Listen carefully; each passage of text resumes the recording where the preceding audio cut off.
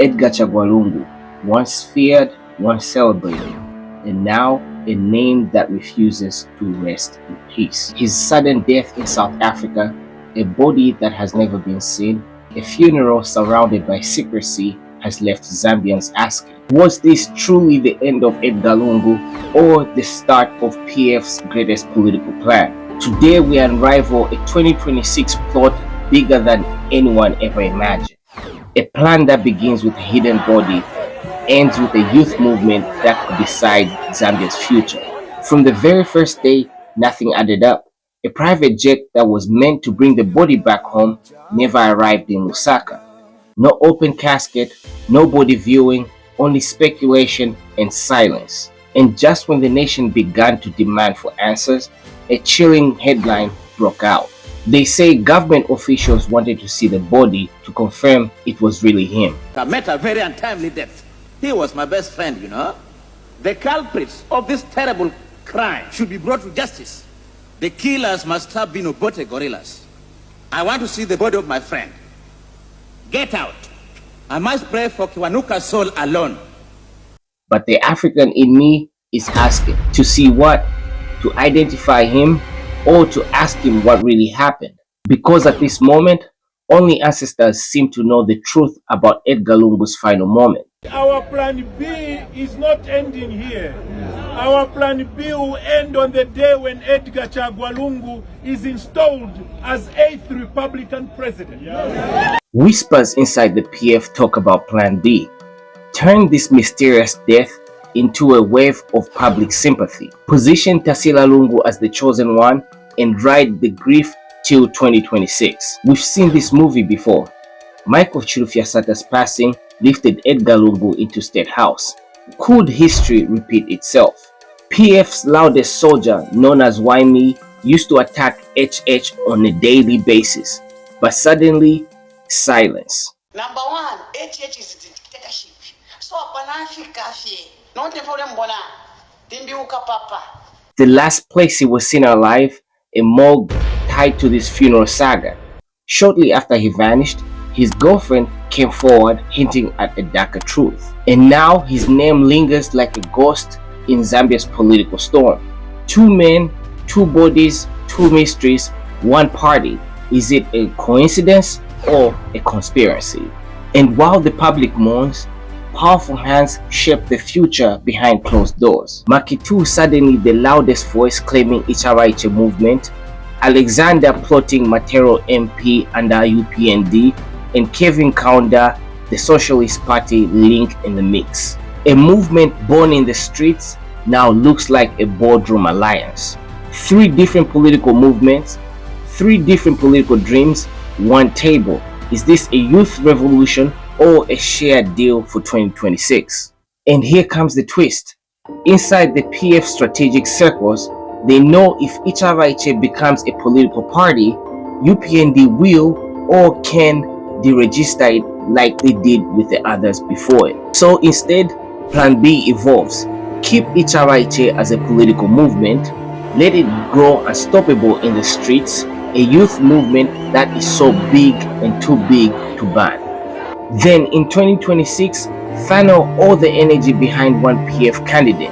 Either Binwo Hundu or Tasila Lungu would be the one to bring back Edgar Lungu's body back to Zambia and restore PF's honor. It's genius politics.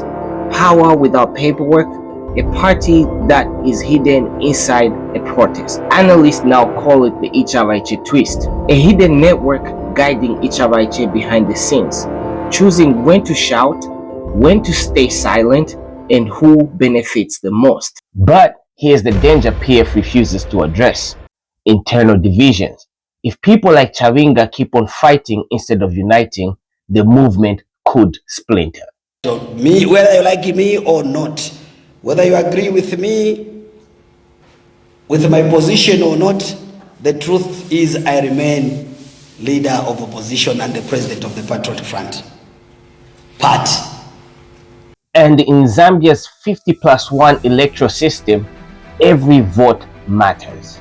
And if PF fails to get its house in order, Ichavaiche might be sold to the UPND, giving HH his much needed 50% to cross. Plan B then might backfire, turning PF's tragedy into HH's second term win.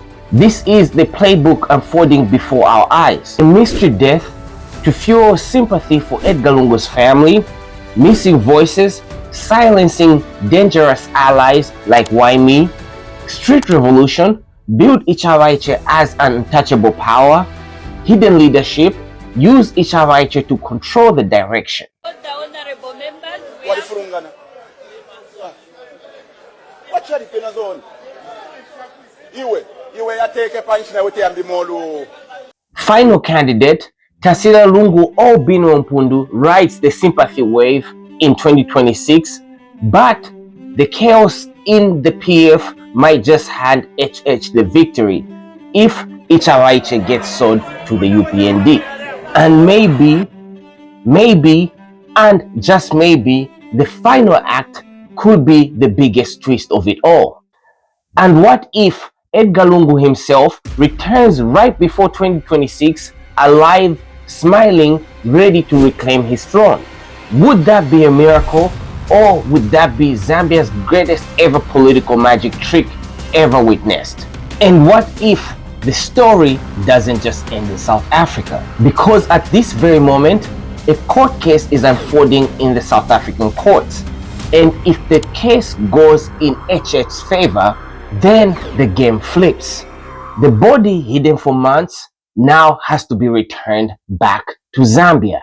And with it, every lie, every secret, every suppressed truth might just return at KK International Airport in full view of the Zambian people.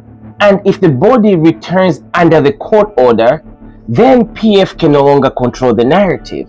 No more hidden funerals, no more Plan B, and the whole entire script collapses.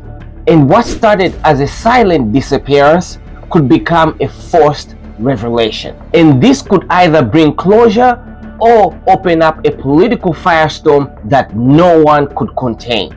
And the worst fear, the truth inside that casket might just expose something even much more bigger than death itself. And now we're left with a country on the edge, a body that might just be buried in silence, a movement that grows without structure, and a court ruling that might flip the whole entire script. If the courts send the body back to Zambia, then PF's Plan B collapses right in front of the public, then Ichavaiche either gets hijacked or deregistered. Then all this pain, all this protest will only serve one man, and that is none other than Hakainde Hichilema. The question is no longer if there is a Plan B. The question is there any leader in PF that can carry it on even after it collapses? This has been A2A, and in African politics, silence is never empty. Tell ya.